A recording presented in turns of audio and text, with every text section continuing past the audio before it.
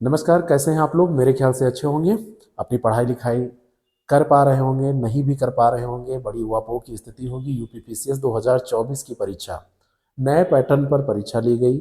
बढ़िया बात है। यूपीएससी के लेवल को छूता हुआ पेपर सबके लिए कठिन था, कट ऑफ जाएगा कम, वो सारी बातें मंजूर। लेकिन जब बात आती है आंसर की देने की, तो आंसर की देने के दौरान कुछ प्रश्न ऐसे गलत कर दिए जाते हैं जिनको गलत नहीं होना चाहिए। कई लोगों को बहुत बड़ा नुकसान हो जाता है, उनका पूरा साल बर्बाद हो जाता है, कई लोगों का जीवन दांव पे लग जाता है, क्योंकि हो सकता है उनका ये लास्ट अटेम्प्ट हो और उनके घर वाले अभी भी सपना संजोए बैठे हों, वो खुद भी चाह रहे हो कि हमारा लड़का बाबू बन के आएगा, एसडीएम या डिप्टी एसपी बनेगा, और उनकी तैयारी भी बहुत अच्छी है। पीटी ही नहीं पास होगा तो वो क्या करेंगे?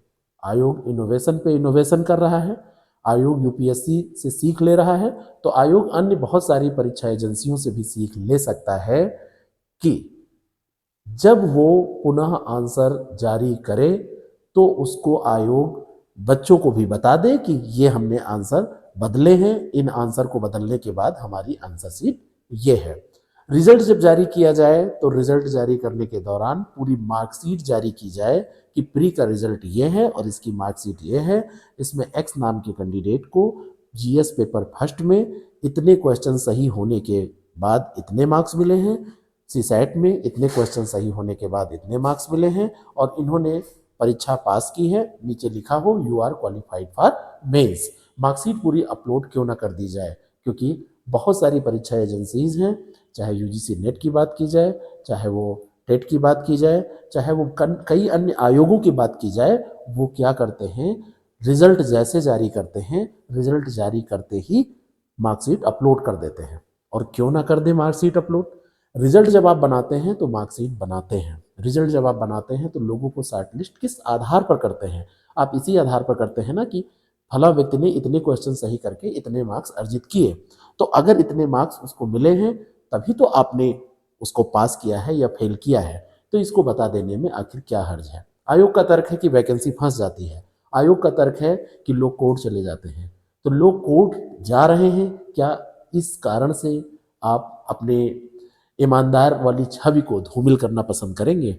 और इस पे प्रश्न चिन्ह उठते रहते हैं, इस पे कहीं ना कहीं बच्चों को भी असंतुष्टि रहती है और सारे लोग आयोग को कटघरे में खड़ा करते रहते हैं। तो माननीय आयोग से यह अपील है कि इस बार का जब रिजल्ट आए तो नए इनोवेशन के साथ इस बार मार्कशीट भी जारी की जाए।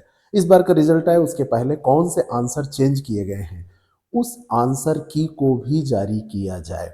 उस आंसर की में बताया जाए कि इन इन आंसर्स को हमने चेंज किया है, क्लियरली बताया भी जाए, मेंशन किया जाए।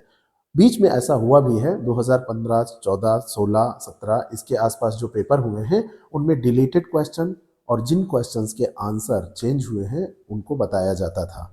जो क्वेश्चन डिलीट किए जाते थे उसमें एक्स लिख के दे दिया जाता था।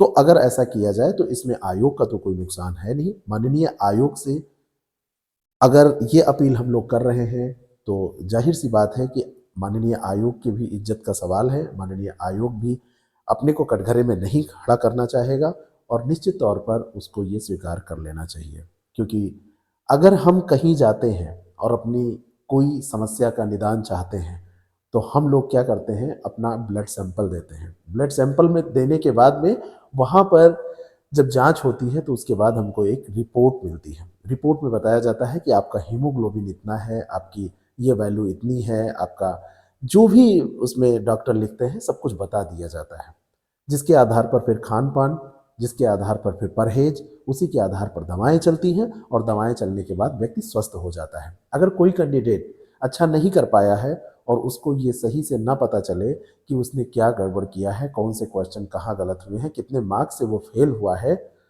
कितनी मेहनत की और ज़रूरत है, तो उसका भविष्य अधर में रहता है। वो अपनी कमियों को दूर नहीं कर पाता है, और अगर अपनी कमियों को दूर नहीं कर पाएगा तो उसके घर वालों का जो बाबू बनाने का सपना है वो कैसे पूरा होगा? मेरी बात से आप कितना सहमत हैं? माननीय आयोग को जो हम अपील कर रहे हैं इस बात से आप कितना ताल्लुक़ रखते हैं? आप कमेंट सेक्शन में बता सकते हैं। अगर हमारी बात में लगता है आपको कि दम है तो आप लोग भी इसका समर्थन कर सकते हैं, विरोध भी कर सकते हैं अच्छे शब्दों में अपनी बात को रख के। Thank you so much.